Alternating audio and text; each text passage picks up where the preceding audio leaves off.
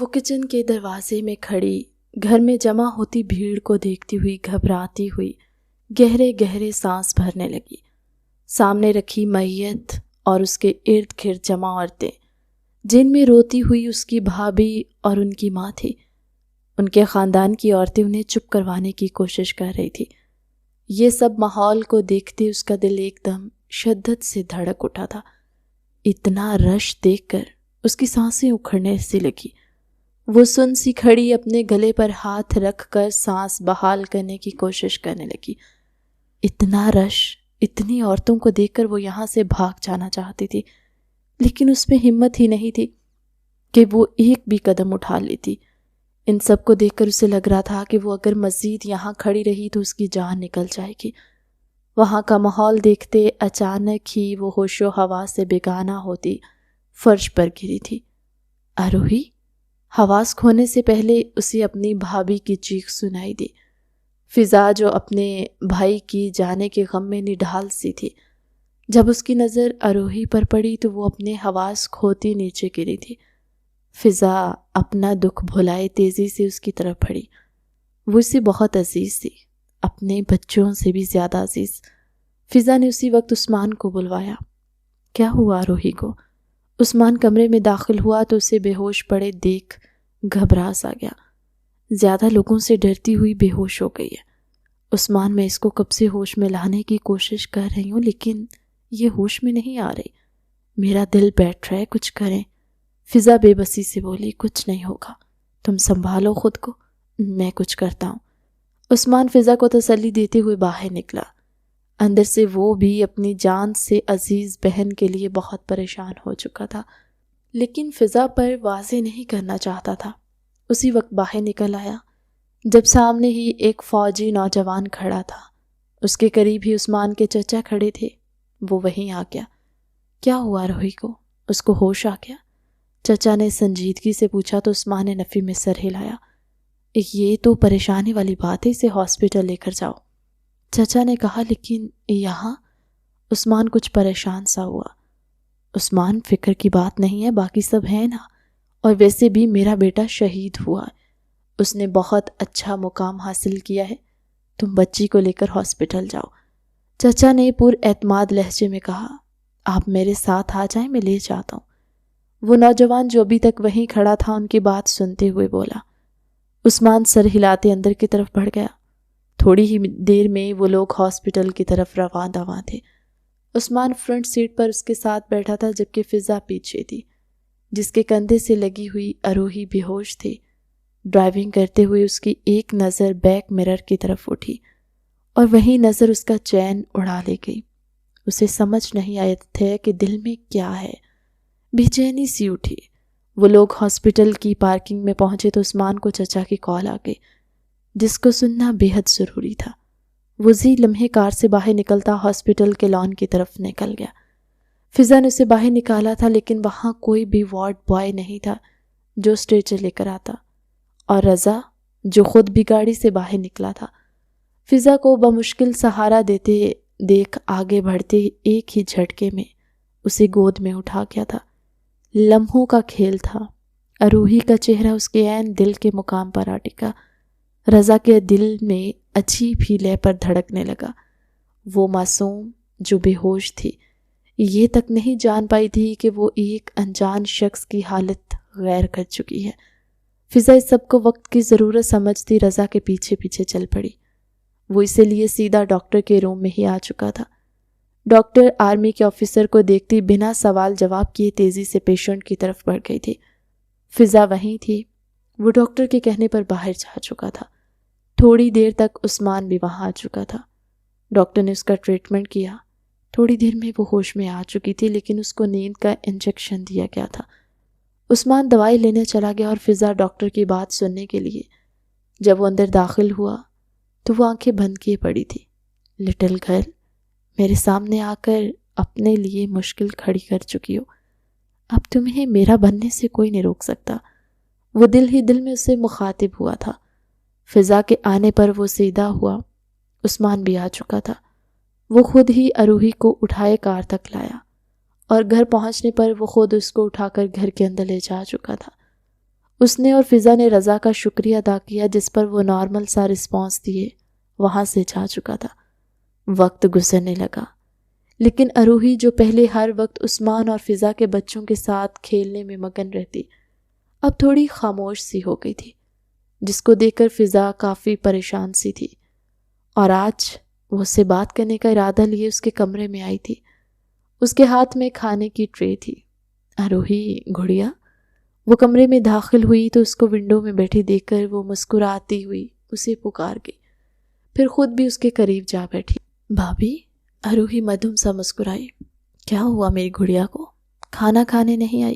کوئی بات پریشان کر رہی ہے تو اپنی بھابھی سے شیئر کرو، فضا نے اس کے رخسار سہلاتے ہوئے پوچھا، ساتھ ہی کھانے کا نوالا بنا کر اس کی طرف بڑھایا جس کو وہ منہ میں لے گئی۔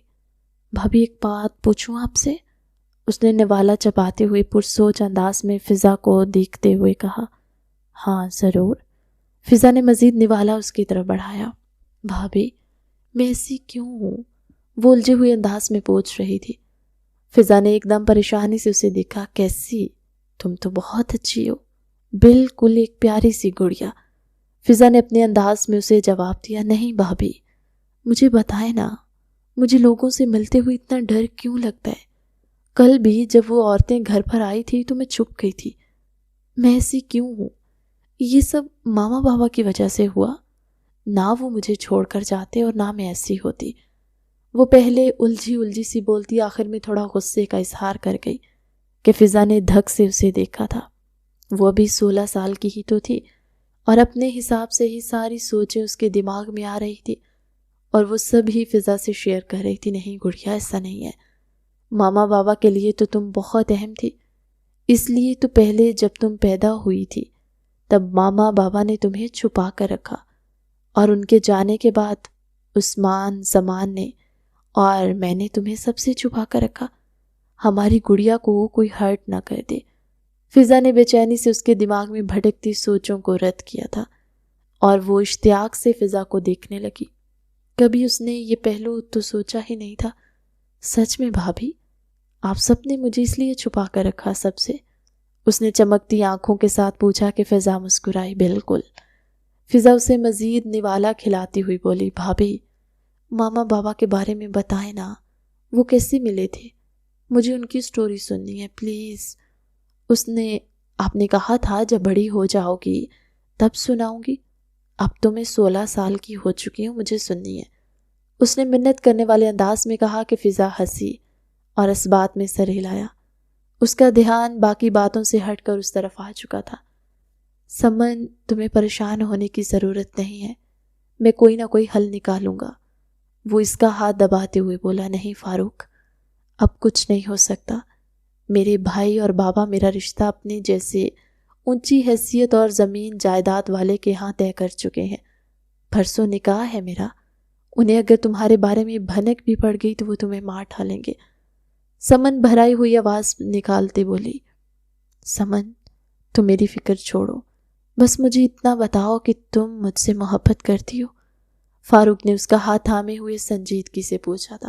ہاں، بنا کسی تاخیر کے اس نے اس بات میں سر ہلایا۔ تو بس پھر کل رات تیار رہنا، میں آؤں گا تمہیں لے جانے، اپنے ساتھ اپنی دنیا میں، فاروق نے اس کو محبت سے دیکھتے سنجیدگی سے کہا۔ تو سمن کچھ دیر اس کی بات سمجھنے کی کوشش کرتی رہی۔ جب سمجھ میں آیا تو اس کا سر نفی میں ہلا تھا۔ نہیں فاروق، وہ روتی ہوئی بولی۔ کیوں نہیں؟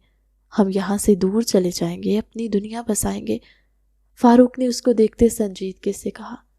نہیں، میں جانتی ہوں اپنے گھر والوں کو، اگر ہم پکڑے گئے تو وہ تمہیں مار ڈالیں گے، وہ روتی ہوئی بولی۔ کچھ نہیں ہوگا مجھے، کل تم رات کے دوسرے پہر اسی جھیل کے کنارے آ جانا اور ہم یہاں سے بہت دور چلے جائیں گے، فاروق تحکم بھرے لہجے میں بولا۔ تو سمن نے اس بات میں سر ہلایا اور وہ دونوں ایک دوسرے سے ملتے اپنی اپنی راہ چلے گئے۔ اگلی رات دونوں اسی جگہ ملے تھے اور ہمیشہ ہمیشہ کے لیے وہ اس جگہ کو چھوڑ کر جا چکے تھے۔ ان دونوں نے اپنا الگ جہان آباد کیا۔ فاروق کے گھر والوں نے بھی سمن کو قبول کر لیا تھا، لیکن ان لوگوں نے اپنا آبائی گاؤں بدل کر دوسرے گاؤں میں رہائش اختیار کر لی۔ سب کچھ بہت اچھا چل رہا تھا۔ جب ان کے زندگی میں بیٹے نے آتے ان کی زندگی مکمل کر دی، جس کا نام انہوں نے عثمان رکھا تھا۔ عثمان کے 2 سال بعد ہی زمان پیدا ہوا، جبکہ فاروق کو بیٹی کی خواہش تھی جو اس وقت تو پوری نہیں ہوئی، لیکن جب عثمان 17 سال کا ہوا تب ان کے گھر میں رحمت آئی، جس کا نام اروہی رکھا گیا۔ ماں باپ کے ساتھ ساتھ وہ دونوں بھائیوں کی بھی بے حد لاڈلی بن چکی تھی۔ اسی وقت انہیں سمن کے بھائیوں کی کال آئی، جنہوں نے دھمکی دی کہ وہ ان کی نسل تباہ کر دیں گے، جس ڈر سے فاروق اور سمن بے حد ڈر گئے تھے۔ انہوں نے عثمان کو کافی حد تک سب بتا دیا تھا۔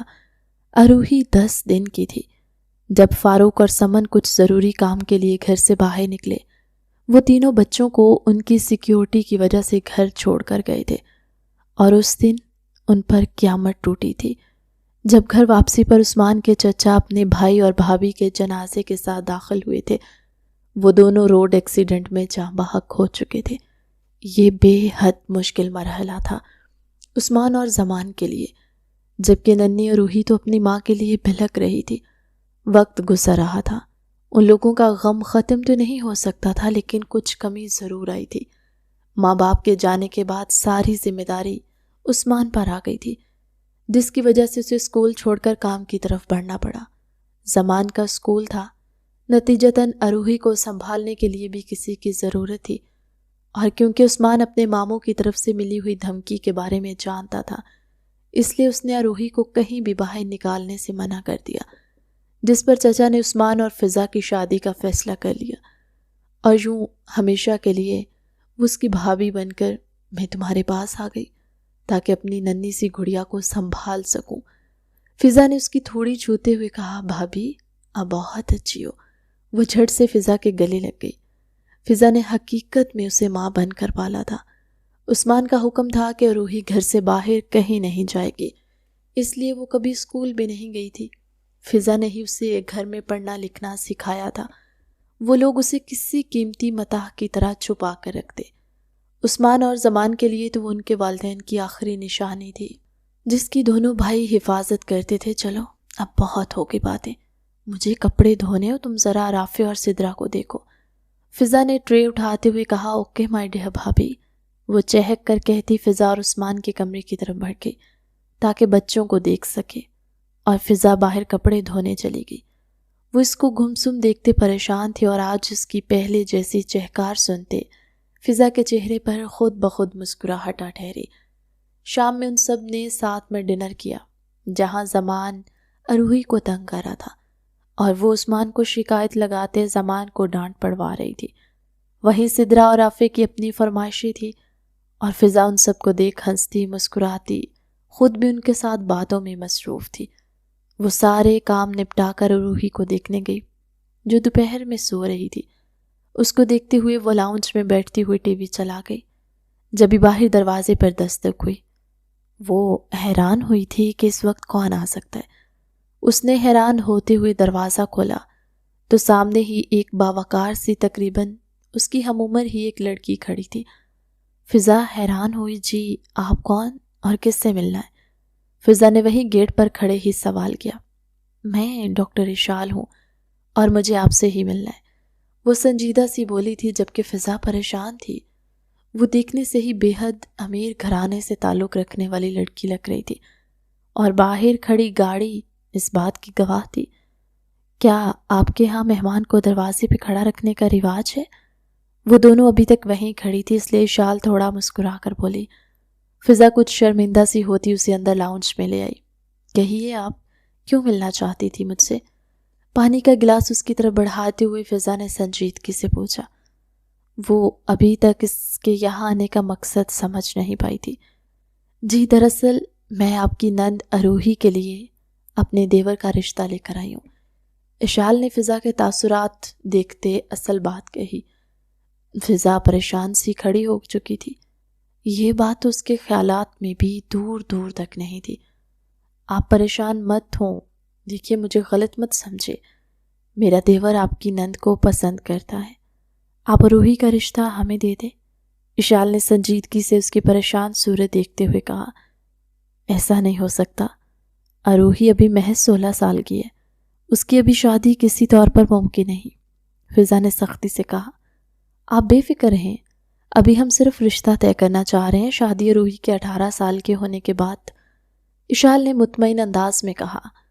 وہ جیسے رشتہ طے کرنے کی ٹھان کر ہی آئی تھی، لیکن روحی کا رشتہ پھر بھی نہیں ہو سکتا، کیونکہ اس کا رشتہ بچپن سے ہی میرے چھوٹے بھائی زین کے ساتھ طے ہو چکا ہے۔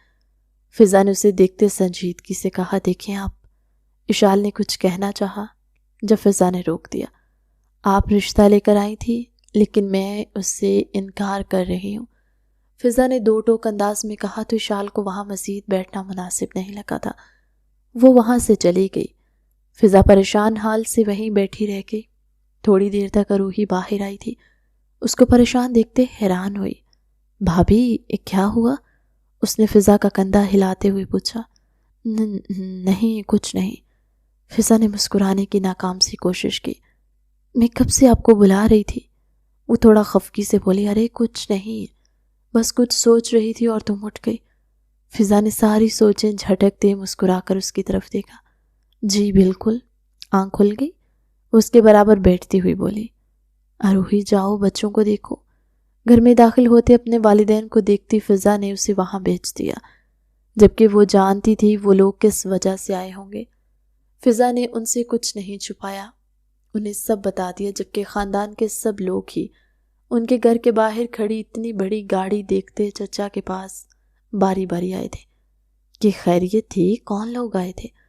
چچا نے سب کو یہی بتایا کہ روحی کا رشتہ آیا تھا، اور شام تک پورے خاندان میں بات پھیل چکی تھی کہ اس کا رشتہ اتنے امیر گھرانے سے آیا تھا، اور سب لوگ اس بات پر حیران رہ گئے تھے کہ اتنے امیر گھرانے سے اس کا رشتہ کیسے آ گیا، جو گھر سے کبھی باہر نہیں نکلی اور نہ ہی اس کو کبھی بولتے دیکھا ہے، جسے دوسری بار دیکھو تو وہ رونے لگتی ہے، ابھی بچی ہے، ابھی سے اتنا امیر لڑکوں کو پھنسانا شروع کر دیا۔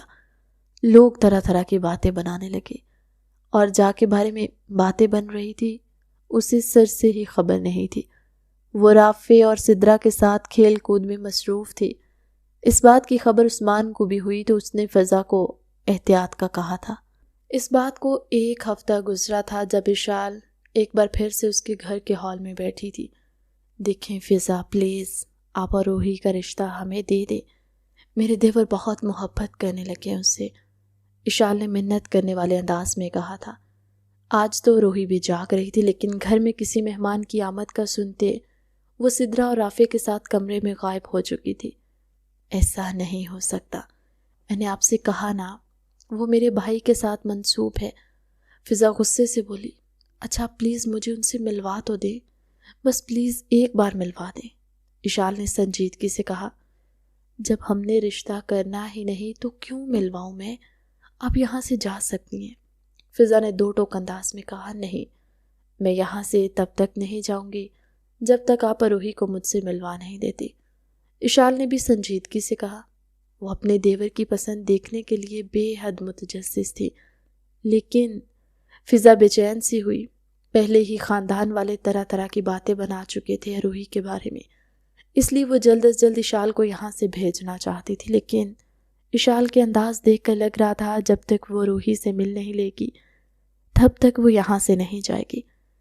میں اس کے سامنے رشتے کی بات نہیں کروں گی، آپ پلیز بس ایک بار مجھے اس سے ملوا دیں، اشال نے التجائی انداز میں کہا تو فضا نے نہ چاہتے ہوئے بھی روحی کو آواز دی۔ وہ بس اشال کو یہاں سے جلد از جلد بھیجنا چاہتی تھی۔ وہ ڈری سہمی سی باہر آئی۔ بھابھی، وہ ڈری ہوئی سی فضا کے پاس جا کر کھڑی ہو گئی۔ ماشاءاللہ، اس کو دیکھتے اشال کے منہ سے بے ساختہ نکلا۔ روحی ادھر آؤ، اشال نے اسے اپنے پاس بلایا۔ وہ خوف زدہ سی فضا کی طرف دیکھنے لگی۔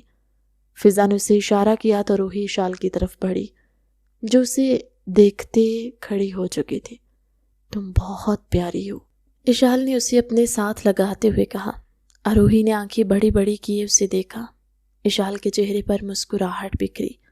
یہ تمہارے لیے، روحی کی طرف چاکلیٹس بڑھاتے ہوئے بولی، لیکن فضا نے بیچ میں روک دیا۔ روحی تم جاؤ، فضا نے سپاٹ لہجے میں کہا تو روحی کمرے میں بھاگ گئی۔ اب آپ جا سکتی ہیں، فضا نے سنجیدگی سے کہا تو اشال افسردہ سی وہاں سے نکل آئی تھی۔ رات میں سب گھر آ چکے تھے تو چچا چچی بھی آ گئے۔ اب کیوں آئی تھی وہ عورت یہاں؟ چچا نے سنجیدگی سے پوچھا۔ پتہ نہیں وہ کیوں بار بار زور دے رہی ہے، اب ہم کیا کریں؟ مجھے بالکل بھی سمجھ نہیں آ رہا۔ فضا نے پریشانی سے کہا، گھبرانے کی ضرورت نہیں، تم نے زین کے ساتھ اس کا نام لے کر ٹھیک کیا ہے، ہم جلد از جلد ان کا رشتہ کر دیتے ہیں۔ چچا نے اپنی بات کہتے عثمان سے رائے لینی چاہی، جو اس بات میں سر ہلا گیا تھا۔ خاندان میں بھی اروہی کو لے کر باتیں شروع ہو گئی تھی کہ ضرور لڑکی نے پھنسایا ہے، معصوم دکھنے والی رونے والی لڑکی نے اتنا امیر لڑکا پھنسا لیا۔ ان سب کو دیکھتے ہوئے چچا نے پورے خاندان کے سامنے اعلان کر دیا کہ یہ میری بہو ہے، اروہی میری بہو ہے، میں زین کے ساتھ اس کا جلد ہی نکاح کر دوں گا۔ چچا کی بات کا اثر تھا کہ لوگوں کے منہ بند ہو گئے۔ رات کے تیسرے پہر اپنے کمرے میں لیٹی وہ گہری نیند میں تھی جب کھڑکی سے کوئی ہیولا اس کے کمرے میں کودا تھا۔ وہ چاند کی روشنی میں اس کا منموہنا چہرہ دیکھتا ہوا اس کی طرف بڑھا۔ اس کے بالکل برابر میں بیٹھتے اس نے اروہی کے چہرے پر آئے بال پیچھے کیے۔ لٹل گرل، کیوں تڑپا رہی ہو؟ اور یہ تمہارے گھر والے کچھ زیادہ ہی اوور ہو رہے، لیکن رہو گی تم میری ہی، چاہے یہ لوگ کچھ بھی کر لیں۔ اس کے چہرے پر نظریں جمائے وہ مدھم انداز میں بولا۔ اس کی نظروں کی تپش سے اروہی نیند میں ہی بے چین سی ہوئی۔ تم تو صرف میری نظریں برداشت نہیں کر پا رہی، میری شدتیں کیسے سہی ہوگی؟ اس کی بے چینی بھانپتے وہ نرم مسکراہٹ کے ساتھ بولتا اس کے چہرے پر انگلیاں ٹریس کرنے لگا۔ اروہی کو نیند میں اپنے چہرے پر کچھ رنگتا ہوا محسوس ہوا تو وہ حیران ہوتی آنکھیں کھول گئی۔ اپنے کمرے میں کسی کو دیکھتے اس کی چیخیں بے ساختہ تھی، جبکہ وہ اس اچانک افتاد پر سنبھل ہی نہ سکا کہ اسی وقت اس کے بھائی بھابھی کمرے میں داخل ہوئے۔ اروہی، کیا ہوا؟ تم ٹھیک ہو؟ بھابھی پریشان سے اس کی طرف آگئی، جبکہ ان لوگوں کا دھیان ونڈو کے پاس کھڑے اس شخص کی طرف نہیں گیا۔ وہ اروہی نے روتے ہوئے اس کی طرف اشارہ کیا۔ کون ہو تم؟ عثمان نے آگے بڑھتے اس کا گریبان جکڑ لیا۔ تمہارا ہونے والا جیجا، اس کے ہاتھ سے کالر چھڑواتے رضا نے بے ساختہ کہا۔ کیا بکواس کر رہے ہو، نکلو ہمارے گھر سے۔ زمان بھی آگے بڑھتے ہوئے بولا، دیکھو میں سیدھی طرح سے کہہ رہا ہوں، میں تم لوگوں کی بہن سے بے حد محبت کرنے لگا ہوں، بہتر ہے سیدھے طریقے سے نکاح کر کے اسے میرے ساتھ رخصت کر دو، ورنہ انجام کے ذمہ دار تم لوگ خود ہوگے۔ وہ ان دونوں کو دیکھتے ہوئے سنجیدگی سے بولا تھا، تمہاری اتنی ہمت، ہمارے گھر میں کھڑے ہو کر ہمیں دھمکی دے رہے ہو۔ عثمان اس پر جھپٹا تھا، جبکہ اس نے بھی جوابی کارروائی بھرپور کی تھی۔ بھابھی اروہی کانپتی ہوئی ٹانگوں کے ساتھ فضا کے سینے میں چھپنے کی کوشش کرنے لگی۔ اسے تو کچھ سمجھ نہیں آ رہا تھا۔ جب اس نے تھوڑا سا چہرہ نکال کر دیکھا، اسی وقت عثمان کے چہرے پر اس کا مکہ لگا تھا کہ اروہی کی چیخ نکلی، جس کو سنتے رضا نے جھٹکے سے ان دونوں کو چھوڑا۔ وہ فوجی تھا، اس کے سامنے وہ دونوں کچھ بھی نہیں تھے۔ ابھی تم لوگوں کو تم دونوں کی بہن کی وجہ سے چھوڑا ہوں، واپس آؤں گا اور اس کو نکاح کر کے ہمیشہ کے لیے لے جاؤں گا، اور اگر انکار کیا تو اپنا حال سوچ لینا۔ وہ ان دونوں کو وارن کرتا آگے بڑھا، اروہی کے برابر آ کر ٹھہرا۔ لٹل گرل، ویٹ کرنا میرا۔ اس کی طرف دیکھتے آنکھ دبا کر بولتا وہ باہر نکل گیا کہ اروہی کی جان نکلی تھی۔ وہ بھاگتی ہوئی اپنے دونوں بھائیوں کے پاس پہنچی اور صبح ہی چچا اور چچی اور باقی سب بھی گھر والے وہاں آ چکے تھے۔ جب سارے واقعے انہیں خبر ہوئی تو چچا نے نکاح اسی ہفتے کے اندر کرنے کی ٹھان لی۔ رضا، جس نے ان کی ایک بات کی خبر رکھی ہوئی تھی، نکاح سے 2 دن پہلے اسے خبر لگی تو اس کے غصے سے بری حالت تھی۔ اس نے ان سے اب نمٹنے کا سوچ لیا تھا۔ اس نے اپنا فون اٹھاتے میسج کیا تھا کہ کچھ ہی دیر میں عثمان اور زمان دونوں کو پولیس اریسٹ کر چکی تھی۔ السلام علیکم۔ فضا اس وقت کام سے فارغ ہوئی جب ان کے فون پر اننون نمبر سے کال آئی۔ اس نے پریشان ہوتے کال اٹھاتے سلام کیا۔ وعلیکم السلام بھابھی جی، آپ سے کہا تھا کہ اروہی بس میری ہے، لیکن نہیں، آپ کو تو اس کی شادی اپنے بھائی سے کروانی تھی۔ خیر، آپ کو اطلاع دینے کے لیے کال کی تھی کہ آپ کا شوہر اور دیور دونوں کو پولیس اریسٹ کر چکی ہے۔ امید ہے اب آپ لوگ سمجھ آئیں گے۔ وہ طنزیہ سا ہنستا ہوا اس کے گوشے گزار کر دیا کہ فضا کا دل دھک سے رہ گیا۔ وہ سمجھ گئی تھی کہ یہ وہی فوجی تھا۔ رضا نے کال کاٹ دی۔ فضا چچی جان کے پاس بچوں اور اروہی کو چھوڑتے خود پولیس اسٹیشن پہنچی۔ آپ دونوں ٹھیک ہیں؟ وہ نم لہجے میں بولی۔ ہم ٹھیک ہیں فضا، عثمان نے اسے تسلی دی۔ یہ سب اس لڑکے نے کیا ہے، فضا نے سنجیدگی سے کہا۔ وہ دونوں لب بھیج گئے۔ وہ جانتے تھے ابھی تھوڑی دیر پہلے ہی تو وہ ان سے مل کر گیا تھا۔ ہم جانتے ہیں فضا، روحی کا نکاح کسی صورت بھی رکنا نہیں چاہیے۔ تم چچا سے بات کر کے کل ہی اس کا اور زین کا نکاح کروا دو، عثمان نے سنجیدگی سے کہا تو فضا نے اس بات میں سر ہلا دیا، جبکہ وہاں لگے ہڈن کیمرے اور مائک سے ان کی باتیں سنتے رضا کا دماغ گھوما تھا۔ فضا ملاقات کا وقت ختم ہوتے ہی چلی گئی اور گھر جا کر اس نے سب سے بات کر لی۔ سبھی راضی تھے۔ اگلے دن نکاح کی تیاریوں میں لگ چکے تھے۔ نکاح کے وقت سے کچھ دیر پہلے ہی پولیس آئی تھی، جو ایک کیس میں ان دونوں کو لے جا چکی تھی۔ سارا خاندان حیران تھا۔ لوگوں نے باتیں بنانا شروع کر دیا۔ روحی اندر دلہن بنی بیٹھی رافع اور سدرا سے باتوں میں مگن تھی، کیونکہ فضا نے اسے کہا تھا کہ آج گھر میں ایک فنکشن ہے اس کے نکاح کا، جس سے اس نے زین کے ساتھ ایک پیپر پر سائن کرنے تھے، پھر وہ اور زین ہمیشہ ہمیشہ کے لیے دوست بن جاتے۔ جبکہ باہر فضا اور اس کی فیملی پریشان تھی۔ جب فضا کا فون بجنے لگا، وہی انون نمبر تھا۔ فضا نے تیزی سے کال اٹھائی۔ پلیز میرے شوہر، بابا اور بھائیوں کو چھوڑ دو۔ فون اٹھاتے ہی اس نے محنت کی۔ میں نے کہا تھا روحی میری ہے، لیکن آپ لوگوں کو ہی اس کے نکاح کا شوق چڑھا تھا، وہ سپاٹ لہجے میں بولا۔ فضا چپ رہی۔ اب اگر سلامتی چاہتی ہیں تو میرے اور روحی کے نکاح کے لیے راضی ہو جائیں، ورنہ آپ کے گھر کی ساری عورتیں 20 سلاخوں کے پیچھے ہوں گی، وہ سنجیدگی سے بولا تو فضا لب بھیج گئی۔ ارے یہ دن بھی آنے تھے کہ گاؤں کے معزز لوگوں کو پولیس چوری چکاری کے الزام میں جیل لے گئی۔ پتہ نہیں کب سے یہ سب چل رہا ہے اور ہمیں تو آج پتہ چلا، ایک عورت نے دوسری سے کہا تو یہ آواز فضا کے کانوں میں پڑی، اور جو فیصلہ لینے میں اسے مشکل پیش آ رہی تھی وہ لمحوں میں لے لیا گیا۔ ٹھیک ہے، مجھے منظور ہے، اروہی کا نکاح تم سے ہی ہوگا، لیکن اس کے لیے تمہیں سب کو چھوڑنا پڑے گا، فضا نے سپاٹ لہجے میں کہا۔ ارے بھابی جی، آپ فکر ہی نہ کریں، یہاں نکاح ہوگا اور دوسری طرف آپ کے خاندان کے سب مرد آزاد ہو جائیں گے، وہ خوش اخلاقی سے بولا۔ فضا نے کال کاٹ دی۔ یہ کیا کیا فضا تو نے؟ تیرے بابا اور عثمان غصہ ہوں گے، خالدہ بیگم نے اپنی بیٹی کو دیکھتے ہوئے پریشانی سے کہا۔ ماں، صرف ایک اروہی کی خاطر میں سب مردوں کی قربانی نہیں دے سکتی، آپ نے دیکھا نا، سب طرح طرح کی باتیں بنا رہے اور ہم اپنی عزت پر کمپرومائز نہیں کر سکتے، وہ لب بھیجے بولی۔ خالدہ بیگم بھی خاموش ہو گئی۔ تھوڑی دیر میں ہی رضا اور اشال گواہن کے ساتھ پہنچ چکے تھے۔ نکاح ہوتے ہی رضا نے کال کرتے ان سب کو چھوڑنے کا کہا۔ فضا نے بھی ان کی بات سنی۔ اشال نے فضا کو گلے لگایا تھا، لیکن وہ روکھے انداز میں ملتی پیچھے ہٹ گئی۔ اروہی کہاں ہے؟ اسے بھیج دیں، ہم لوگ چلتے ہیں، رضا نے فضا کی طرف دیکھتے ہوئے کہا۔ کیا مطلب؟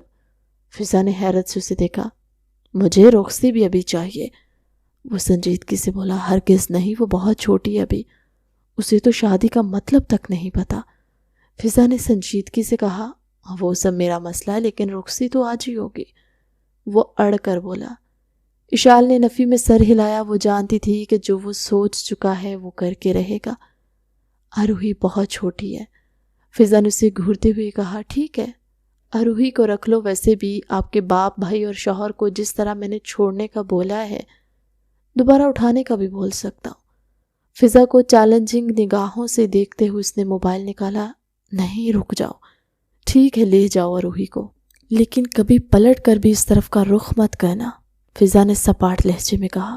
جب فیصلہ کر ہی لیا تھا تو پھر پیچھے ہٹنے کا فائدہ ہی کیا تھا، اور وہ محظوظ کن تاثرات کے ساتھ فضا کی بات پر اسبات میں سر ہلا گیا۔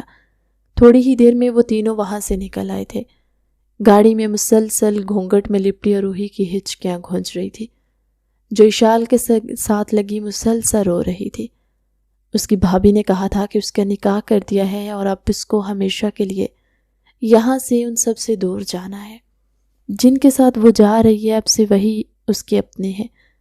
وہ اپنے بھائیوں بھابھی سے دور جانے کا سوچ کر جو رونا شروع ہوئی تھی اب تک خاموش نہیں ہوئی تھی کہ وہ لوگ ہوٹل پہنچ چکے تھے جہاں رضا اور اشال رکے ہوئے تھے۔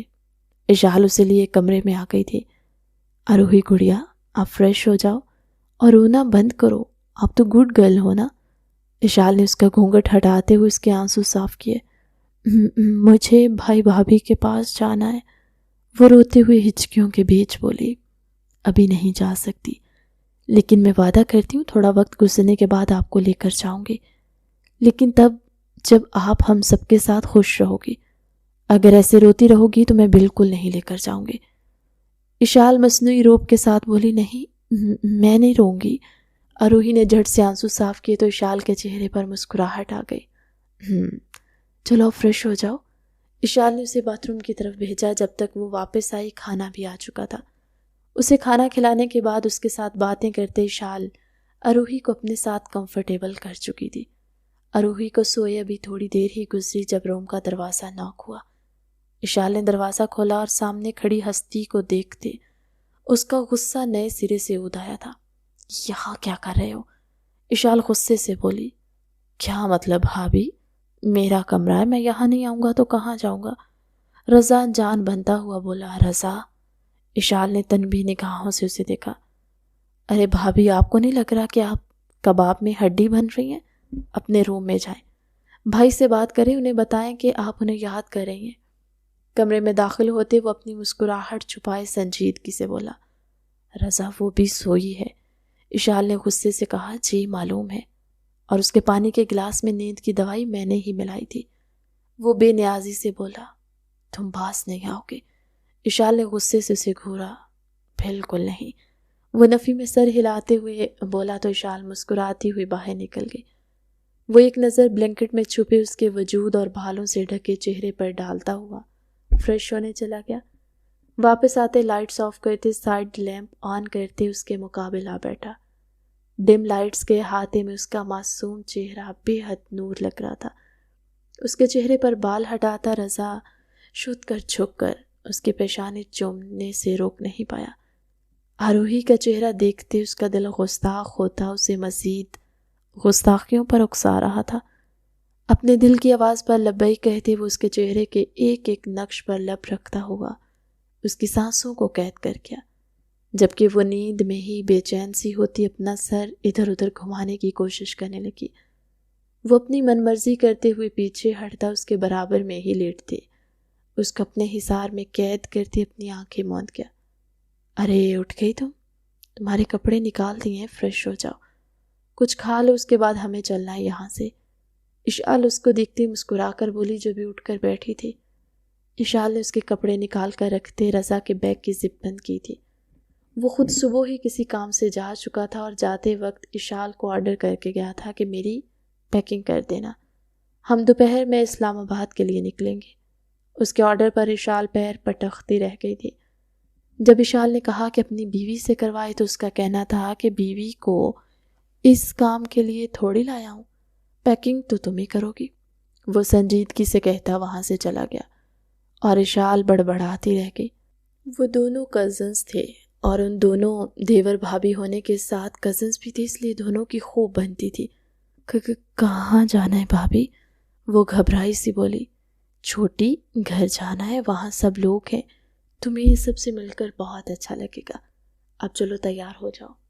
اشال اس کا گال چھو کر بولی تو وہ اس بات میں سر ہلاتے کپڑے لیے باتھ روم میں بند ہو گئی۔ وہ دونوں پارکنگ میں پہنچی تو رضا ان کے بیگز گاڑی میں رکھ رہا تھا۔ اشال اسے لیے گاڑی کے قریب آئی۔ ارے بھابھی جی، اپنی بیوی کے لیے دروازہ میں خود کھول سکتا ہوں، آپ کو زحمت کرنے کی ضرورت نہیں ہے۔ اس کو دروازہ کھولنے سے روکتے خود دروازہ کھولتے اس نے آروہی کا ہاتھ پکڑتے اسے پیسنجر سیٹ پر بٹھایا تھا۔ اڑ لو جتنا اڑنا ہے، گھر پہنچنے دو ایک بار، ڈیڈ کو گن گر کر تمہاری شکایتیں لگاؤں گی۔ اشال اسے دھمکاتے ہوئے اس کے اپنے لیے کھولے ہوئے بیک ڈور سے گاڑی میں بیٹھ گئی۔ اس کی دھمکی کو ہوا میں اڑاتے ڈرائیونگ سیٹ پر بیٹھ گیا۔ سارے راستے وہ آروہی کو تنگ کرتا رہا، کبھی اس کا ہاتھ پکڑ کر تو کبھی اس کا گال چھو کر، اور آروہی دروازے کے ساتھ چپکی بیٹھی رہی۔ گھر پہنچتے ہی وہ لوگ جیسے اترے، آروہی تو تیزی سے دروازہ کھول کر باہر نکلتی اشال کے بالکل ساتھ چپک گئی تھی۔ اس کو دیکھ کر رضا کو اس پر غصہ تو بہت آیا تھا لیکن ضبط کر گیا۔ وہ لوگ اندر داخل ہوئے، سامنے ہی سیف صاحب اور نورین بیگم، ان کے ساتھ ہی ارتضیٰ بیٹھے باتوں میں مگن تھے۔ پاس ہی دونوں بچے ماریہ اور داؤد اپنے کھیل میں مصروف تھے۔ ان کو دیکھتے وہ سب ملے، جبکہ اشال کے پیچھے چھپی روحی کو دیکھتے وہ تینوں بے حد پریشان ہو چکے تھے۔ اشال بیٹا، یہ بچی کون ہے؟ سیف صاحب نے حیرانی سے پوچھا، ساتھ ہی آروہی کے سر پر ہاتھ رکھا۔ اشال نے رضا کی طرف دیکھا جو بے نیاز بنا کھڑا تھا۔ ہاں بتاؤ نا بیٹا، اور 2 دن سے تم دونوں دیور بھابھی کہاں غائب تھے؟ نورین بیگم نے بھی حیرانی سے پوچھا۔ وہ مام، ڈیڈ۔ اشال نے ایک نظر سامنے کھڑے ارتضیٰ پر ڈالی جو خود اس کے جواب کا منتظر تھا، اور پھر آہستہ آہستہ اس نے ساری بات ان سب کے گوشے گزار کر دی۔ جیسے جیسے وہ سب لوگ سنتے جا رہے تھے سبھی حیران پریشان ہو رہے تھے۔ وہیں سیف صاحب کا غصہ نئے سرے سے اُدایا۔ چٹاخ، ناہنجار، دماغ خراب تھا کیا تمہارا؟ اپنی ہم عمر ہی ڈھونڈ لیتے کوئی، اس بچی کے ساتھ اتنی بڑی زیادتی کر دی تم نے۔ سیف صاحب غصے سے کرائے، تو کیا کروں، دل تو کسی پر بھی آ سکتا ہے، میرا دل اس پر ہی آیا تو اس میں میرا کیا قصور ہے؟ ان کی بات اثر لیے بنا وہ بے نیازی سے بولا، تم؟ سیف صاحب کا بس نہ چلا، تھپڑ مار مار کر اس کا چہرہ سرخ کر ڈالتے۔ ڈیڈ، یار ایک تو آپ کے لیے کمسن حسین بہو ڈھونڈ کر لایا ہوں، مام اور بھابھی کا کام آسان کر دیا میں نے، اوپر سے آپ مجھے ہی سنا رہے۔ وہ انہیں زج کرتے ہوئے بولا۔ وہ دونوں باپ بیٹا وہیں کھڑے تھے جبکہ نورین بیگم آگے بڑھتے آروہی سے مل رہی تھی جو ڈری سہمی سی کھڑی تھی۔ رضا، تم کب سدھرو گے؟ ارتضیٰ نے آگے بڑھتے اس کا کان پکڑا۔ بھائی یار آپ تو میرا ساتھ دیں۔ رضا نے ارتضیٰ سے التجا کی، جس کے لیے یہ تم سے ساتھ مانگ رہا ہے وہ ایک چھوٹی بچی ہے اس سانڈ کے سامنے۔ سیف صاحب غرائے تھے۔ ڈیڈ، اب اتنی بھی چھوٹی نہیں ہے، میں کون سا بوڑھا ہو گیا ہوں، ابھی 31 سال کا ہی تو ہوا ہوں۔ وہ بالکل بھی سنجیدہ نہیں تھا۔ رضا نکل جاؤ گھر سے، میں ابھی جنرل سے بات کر کے تمہاری ڈیوٹی لگوا رہا ہوں۔ 1 سال گزرنے سے پہلے اپنا چہرہ مت دکھانا یہاں، ورنہ اپنی شادی بھول جاؤ۔ اس بچی کو اتنی جلدی تمہارے ساتھ رخصت تو میں ہرگز نہیں کروں گا۔ سیف صاحب بمشکل خود پر ضبط کرتے ہوئے بولے تھے۔ بالکل نہیں، میں کہیں نہیں جا رہا۔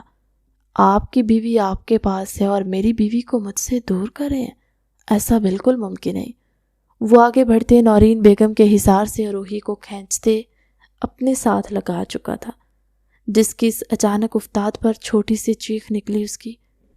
تمہارے ڈیڈ بالکل ٹھیک کہہ رہے ہیں اور میں اس فیصلے میں ان کے ساتھ ہوں۔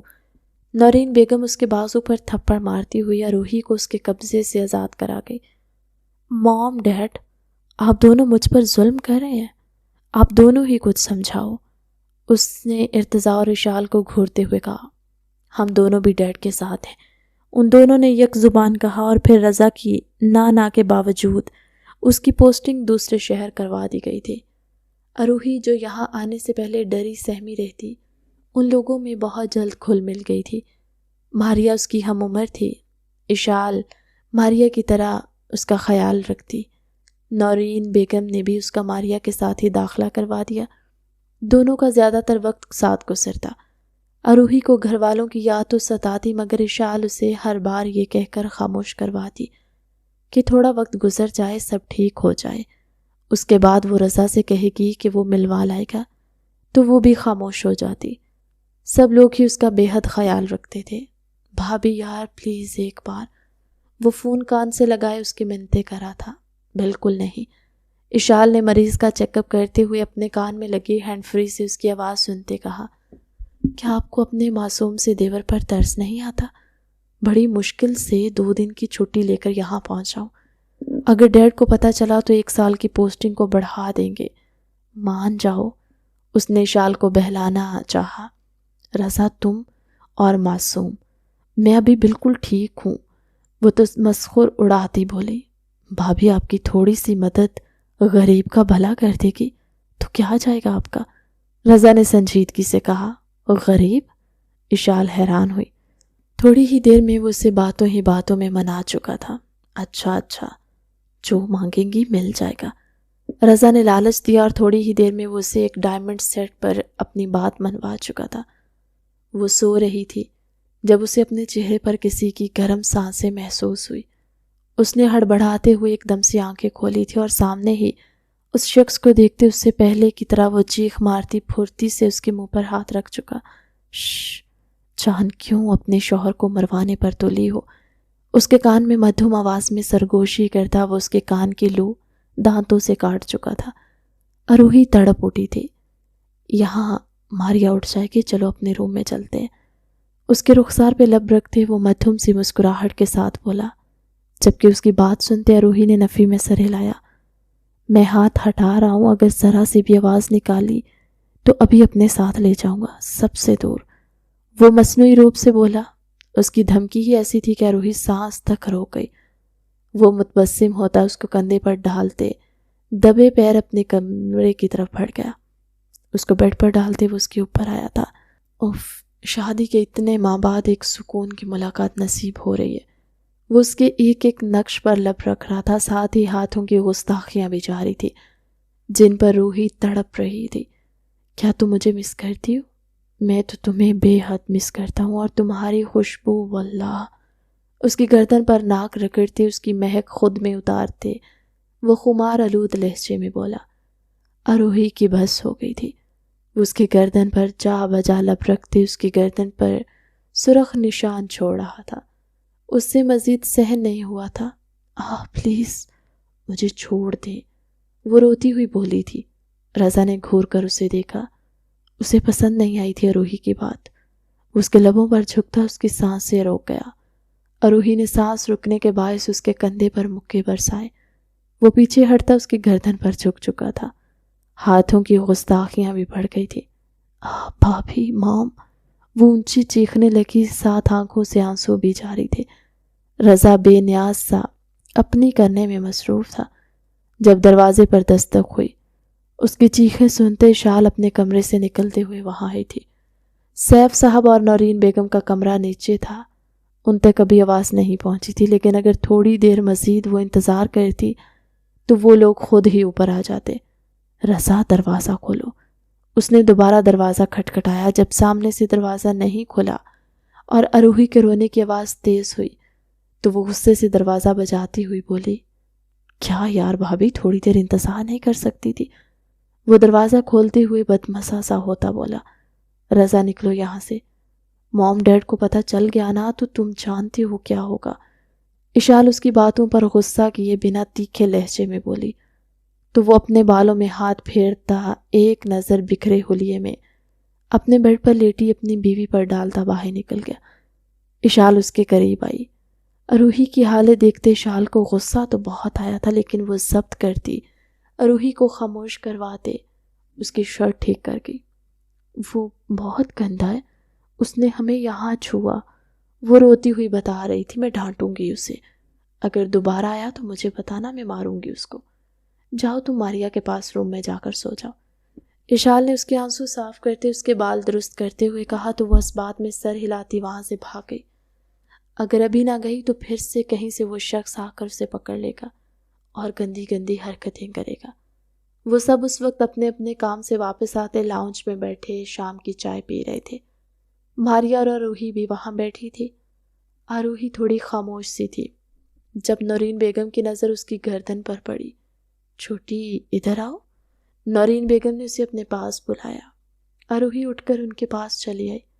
یہ کیا ہوا؟ اس کی گردن کو چھوتے وہ حیرت سے بولی کہ آروہی کو رات والا تمام منظر یاد آیا۔ وہ ہچکیوں سے رونے لگی۔ اشال نے آنکھیں مچ لی۔ ارے کیا ہوا، کیوں رو رہی ہو؟ نورین بیگم نے اسے اپنے حصار میں لیتے ہوئے پوچھا۔ سبھی اس کے جواب کے منتظر تھے۔ وہ مجھے ساتھ یہاں لائے تھے، وہ کل رات کمرے میں آئے تھے اور انہوں نے مجھے یہاں کاٹا، یہاں چھوا، وہ روتی ہوئی بول رہی تھی۔ سیف صاحب کو تو رضا پر بے تحاشا غصہ آیا تھا۔ وہ شرمندہ سے وہاں سے نکل گئے۔ ارتضیٰ بھی ہنستا ہوا وہاں سے نکل گیا۔ اشال شرمندہ سی سر جھکائے بیٹھی تھی۔ اس نے ماریا اور داؤد کو وہاں سے بھیج دیا تھا، جبکہ نورین بیگم بھی اس کو اشال کے حوالے کر دی، وہاں سے شرمندہ سے اٹھ کر چلی گئی۔ اشال نے اسے تھوڑا بہت اس رشتے کی نزاکت سمجھائی تھی۔ اسے رضا پر بے حد غصہ آیا تھا، جس نے خود ہی اپنے لیے مصیبت کو دعوت دے لی تھی۔ بدتمیز، تمہیں شرم نہیں؟ معصوم بچی کے ساتھ یہ سب حرکتیں کرتے ہوئے۔ وہ فون پر اس کو غرائے تھے۔ کم آن ڈیڈ، آپ تو ایسے کہہ رہے ہیں جیسے میں اور بھائی تو اس سب کے بنا ہی اس دنیا میں آ ٹپکے ہوں۔ وہ محظوظ ہوتا ہوا بولا کہ اس کی بات سنتے سیف صاحب کا چہرہ سرخ پڑا تھا۔ شٹ اپ، وہ سرخ چہرے کے ساتھ غرائے۔ ارے غصہ کرنے کی جگہ مائی ڈیئر ڈیڈ، میری بیوی کو میرے پاس بھیج دیں۔ یقین جانے سال کے اندر اندر آپ کو دادا نہ بنایا تو کہیے گا۔ وہ مسکراہٹ ضبط کرتے چمکتی آنکھوں کے ساتھ بولا، رضا تمہیں شرم آ رہی ہے؟ باپ ہوں میں تمہارا۔ سیف صاحب غرائے تھے۔ ہاں تو باپ کو کس نے کہا تھا مجھ سے میری بیوی کو دور کرے؟ اپنی بیوی کو گود میں لے کر بیٹھتے ہیں اور میری کو مجھ سے دور رکھ کر مجھ پر ظلم کر رہے ہیں۔ وہ بے نیاز سا بولا، رضا اگلے 2 سال تک یہاں قدم مت رکھنا۔ سیف صاحب سرخ چہرے کے ساتھ اس سے بس یہی کہہ سکے تھے، ٹھیک ہے، پھر جب میں واپس آؤں تو میرے سے چھوٹا بھائی اس دنیا میں آ جانا چاہیے، اس نے منہ پھاڑ کر کہا۔ سیف صاحب کا بس نہ چلا کہ وہ فون میں گھس کر اس کو پیٹنا شروع کر دیتے۔ رضا، وہ بے بس سے بولے۔ ان کے لہجے میں بے بسی محسوس کرتے وہ کہا لگا کر ہنسا تھا، یا ڈیڈ مجھے واپس آنا ہے، مجھے میری بیوی چاہیے، ورنہ میں یوں ہی آپ کا چہرہ سرخ کرتا رہوں گا، اور بھائی کی ڈیمانڈ تو پکی ہے۔ وہ ہنس کر بولا، بدتمیز جاہل، تمیز سے بات کیا کرو مجھ سے، باپ ہوں میں تمہارا۔ اور رہی بات تمہارے واپس آنے کی تو میں اپنی بیٹی سے پوچھوں گا، اور جب وہ ہاں کرے گی تم تب اس گھر میں واپس آ سکتے ہو، ورنہ وہیں رہو۔ وہ سنجیدگی سے کہتے کال کاٹ گیا اور رضا بھی مسکراتا ہوا اپنے کام کی طرف متوجہ ہو گیا۔ شام میں ہی سیف صاحب نے نورین بیگم سے بات کی، جنہوں نے ابھی خود ہی انکار کر دیا۔ وقت گزرنے کے ساتھ ساتھ وہ اروہی کو اس کے رضا کے رشتے کے بارے میں سمجھانے لگی، اور جب انہیں لگا کہ اب رضا کو بلا لینا چاہیے تو انہوں نے سیف صاحب سے کہا تھا۔ رضا ایک مشن پر تھا جہاں سے اس کی 2 ماہ بعد واپسی ہونی تھی۔ اس دوران اروہی 17 سال کی ہو چکی تھی۔ سیف صاحب اور نورین بیگم نے رضا کے آنے کے 3 دن بعد رخصتی رکھ دی، اور دیکھتے ہی دیکھتے وہ دن بیان پہنچا جب وہ دلہن کی طرح سج دھج کر رضا کے کمرے میں اس کے پھولوں سے سجے بیڈ پر بیٹھی ہوئی تھی۔ وہ کمرے میں داخل ہوا تو اسے روایتی دلہنوں کی طرح بیٹھے دیکھ کر دروازہ لاک کرتا وہ اپنی شیروانی اتار کر صوفے پر پھینکتا ہوا اس تک پہنچا تھا۔ اس تک پہنچتے اس کی مہندی سے سجے نازک مخملی ہاتھ اپنے ہاتھوں میں لے گیا۔ مہندی کی خوشبو اپنے اندر اتارتے ہوئے اس نے گھونگھٹ میں ڈھکا اس کا چہرہ دیکھا۔ لٹل گرل، تم کب میرے لیے ضروری ہو گئی مجھے خبر ہی نہ ہوئی۔ اس کے کانپتے ہاتھ لبوں سے لگاتے وہ سنجیدگی سے بولا، کچھ بولو بھی۔ اس کے ہاتھوں پر دباؤ ڈالتے ہوئے وہ اسے بولنے پر اکسانے لگا۔ آپ میرے ہسبینڈ ہیں؟ وہ لرزتی ہوئی آواز میں بولی تھی۔ اس کے سوال پر رضا کو ہنسی آئی۔ نہیں، میں لڑکیاں نگلنے والا جن ہوں، بہت جلد تمہیں بھی نگلوں گا، رضا نے مسکراہٹ ضبط کرتے ہوئے کہا۔ اس کا گھونگھٹ پلٹتے اس نے اروہی کا من موہنا چہرہ دیکھا، جو اس کی بات پر آنکھیں پھیلائے خوف زدہ سی اسے دیکھ رہی تھی۔ کیا ہوا سویٹ ہارٹ؟ اس کی تھوڑی کے نیچے ہاتھ رکھتے اس کا چہرہ اوپر اٹھایا تھا۔ وہ نفی میں سر ہلاتی پیچھے کھسکنے لگی جب وہ اس کے کمر میں ہاتھ ڈالتے اسے اپنی گود میں بٹھا گیا۔ چھوڑیں، اروہی پیچھے کھسکنا چاہتی تھی لیکن اس کی گرفت مضبوط تھی۔ یہ راہ چھوڑنے کے لیے تھوڑی ہے، یہ تو ایک دوسرے کو پیار کرنے کی ہے۔ اس کے دوپٹے کی پینس نکالتے وہ خمار آلود لہجے میں بولا تھا۔ اروہی کے بدن میں ایک کپ کپاہٹ واضح تھی۔ وہ دوپٹے کے بعد باری باری اس کے جیولری نکالتے وہاں اپنے لب رکھ رہا تھا۔ اروہی کا دل دھڑک کر پاگل ہو رہا تھا۔ وہ اس کو بیڈ پر لٹاتے خود اس کے اوپر آیا کہ وہ رخ پلٹ گئی۔ اس کی جان تو تب نکلی جب اپنی چولی کی ڈوریاں کھلتی ہوئی محسوس ہوئی۔ تھوڑی ہی دیر میں رضا ان دونوں کے درمیان سارے پردے گھراتے ہوئے اس کی اور اپنی جان ایک کر گیا۔ اس کے جذبات تھے کہ سنبھالے نہیں سنبھل رہے تھے۔ وہیں اروہی کی حالت بری ہوتی جا رہی تھی۔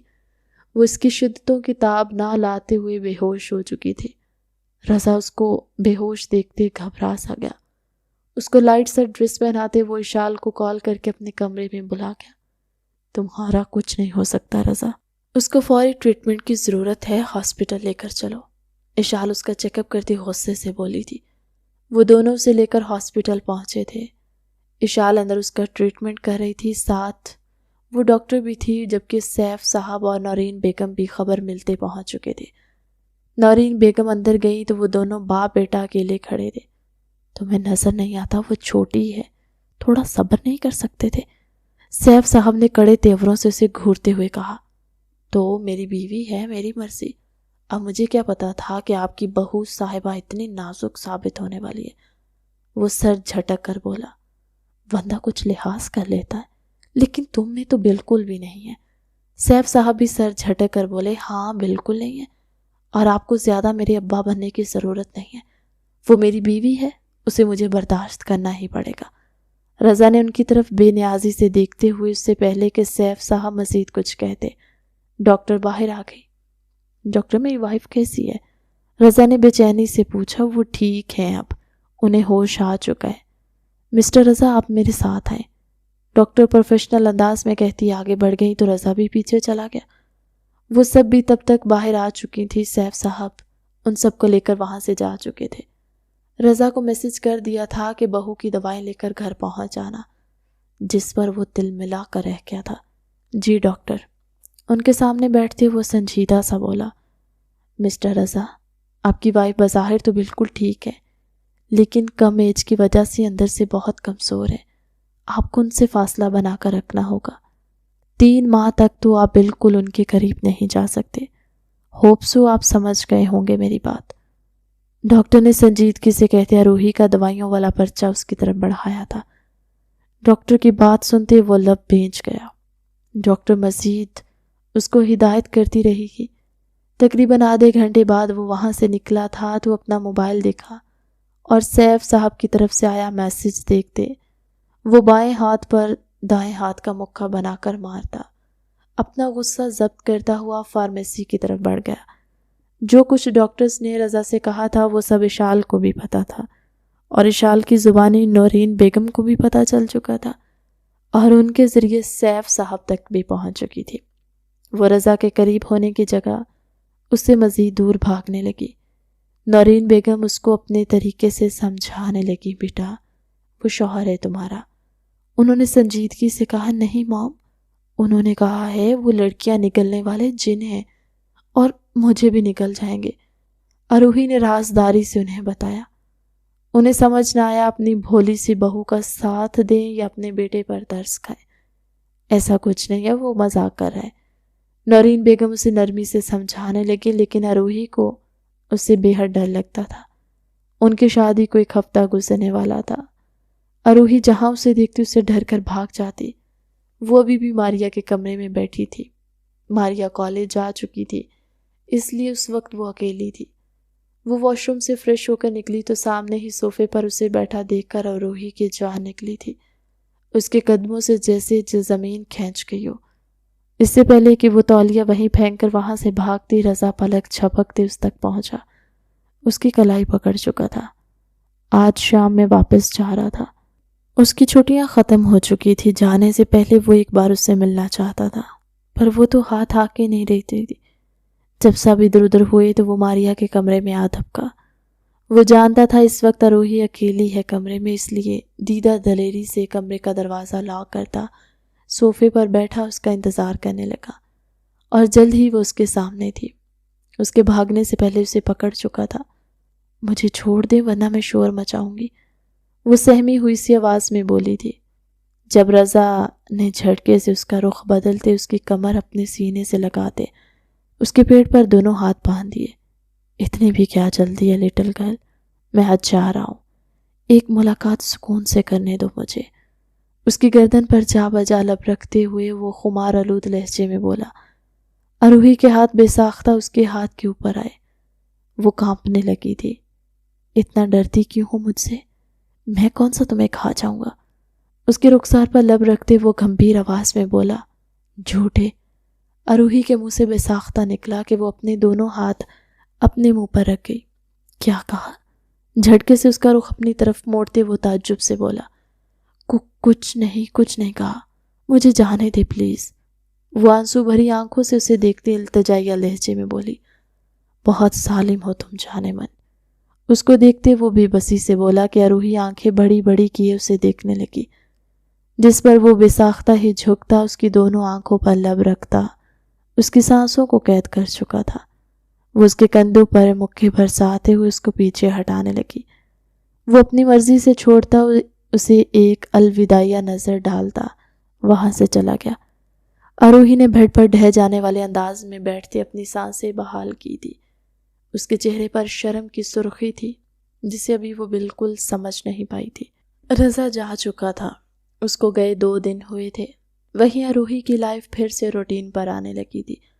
وہ ماریا کے ساتھ کھیلتی ہوئی گھومی تھی کہ اسے زوردار چکر آیا اور وہ بے ہوش ہو کر گر پڑی۔ جب وہ سب اس کو لیے ہاسپٹل پہنچے، جہاں انہیں جو خبر ملی وہ ان کے لیے پریشانی کا باعث بھی تھی اور خوشی کا باعث بھی۔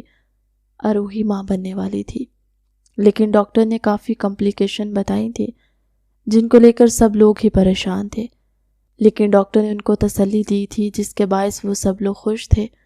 اروہی کو جہاں کچھ عجیب لگ رہا تھا وہیں اس کے لیے احساس بے حد نیا تھا، اور جب یہ خبر رضا کو ملی تو وہ بے حد ایکسائٹڈ سا گھر واپس آ چکا تھا۔